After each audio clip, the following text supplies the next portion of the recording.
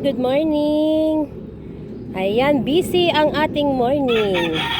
Andito tayo langga sa aking garden, dito sa aking rooftop. Mayroon tayong pinagkakaabalahan. Maaga akong ayan yung ating mga paso dyan, wala nang mga tanim. Magtatanim tayo. So ngayon dahil tanghali na, mag-harvest tayo langga. Ayan tanghali na. Ayan, nanguha ako ng bunga ng malunggay kasi uulamin namin. So ngayon, yung aking isahog sa aking bunga ng malunggay, itong ating, ayan, nakita nyo ba yan? Ayan gumagapang na yung ating alugbati. Ang aking alugbati langga kita nyo ba yan? Gumapang na dito sa mga rose ng ating alugbati. Nakaano lang yan nakapaso lang yan. Ayan, nakapaso lang yung ating alugbati. Ayan, wow, nagbubunga na nga langga Hindi ko gaanong na pinas agad kasi ayun gumapang na sila. Diyan lang wala akong ginawang pagapangan kasi busy tayo, meron akong ginawa. Kaya itong ating alugbati hindi ko kaagad napitas. Kaya ganyan, humaba ng humaba. Ayan humaba sila ng humaba dyan. Pero kahit ganun pa man, masarap pa rin yan kahit mahabang mahaba. Pag pinitas natin yan, ayan gumapa nga dito sa mga rose. Yung ating rose dyan nagbubulaklak na yung rose natin. Nagpruning kasi ako dyan, kaya ayan, nagbulaklak sila uli. Yan, harbisin natin tong ating alugbati kasi magluluto tayo ng ating ulam today. Maggulay tayo. Ganda. Hanggang doon pala yung gapang ng aking alugbati Nakapaso lang yan. Ayan nakapaso lang ito. Halos lahat yan ay nakapaso. Lahat dito naman ay nakapaso. Ayan, may saluyot tayo dun sa dulo. Yan. Nakapaso lang din. Mag-harvest tayo ng ating alugbati para mayroon tayong ulam today. Ating alugbati. Ayan. Harvest na tayo langga. Harvest na. Ayan, kasi ang ating ulam ngayon, ang ating napakasarap na ulam ay alugbati. Ayan. Ay, matigas na, dapat meron tayong kutsilyo. Yan matigas dito. Saglit lang. Magkukutsilyo tayo.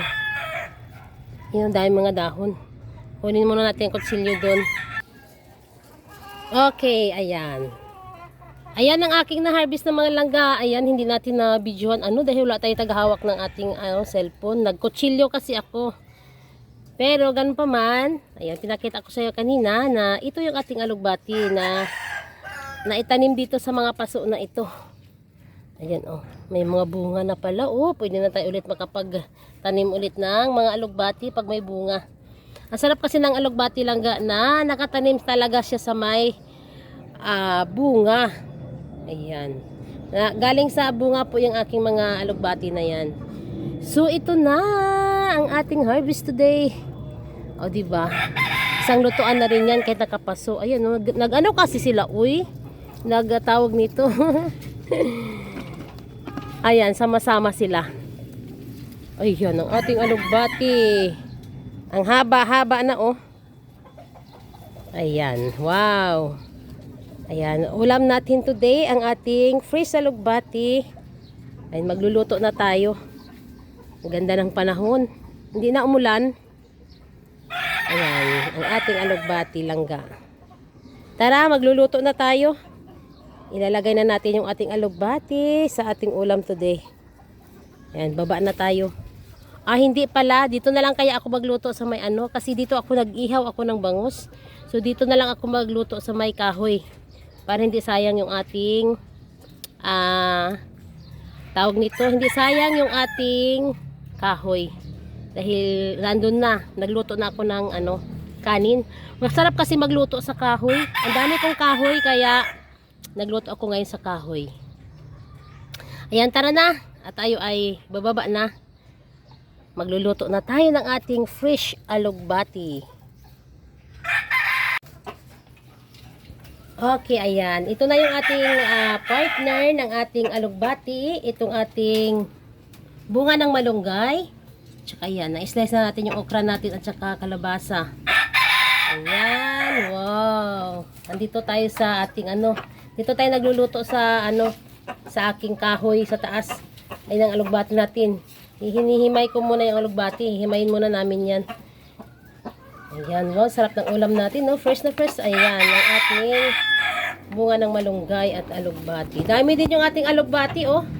Marami ang aking napitas. Ayan, oh, fresh na fresh, di ba? Ayan, dito tayo magluluto sa kahoy. Ayan, dito tayo magluluto ng ating alugbati. Nag-ihaw ako ng bangus. So, ito yung ating bangus. Nilagyan ko siya ng, kumuha ako ng dahon ng ating sibuyas. Dahon sibuyas. Lagyan ng kamatis, sibuyas. Napakasarap. Pag mag-ihaw kasi ako, hindi masyadong talagang tutok na tutok sa apoy kasi para lutong-luto talaga siya. At ano tawag din sa inyo? Inanay lang tawag doon. Ano nga tawag? Hindi ko na alam kasi siyempre mga tayo, ilongga, tayo langga. Sarap ng ating bangus, oh. Tsaka yung ating, ayan, dito natin lulutuin yung ating ating gulay dyan. Nagpapainit pa ako ng ating apoy, ang ating tubig. And, hindi ko na siya igigisa. Ayaw ko nang ginigisa yung ating, kasi bagong pitas po yung ating gulay. Kasi, kaya masarap yung hindi na siya ginigisa. Lutong ilongga lang yan, langga. Lutong ilongga. Sabay may bangus tayo. Ay, napakasarap. Yan, dito tayo sa ating garden. Nagluto tayo dito. Ayan. Mamaya, balik tayo kasi hindi pa kumulo yung ating tubig.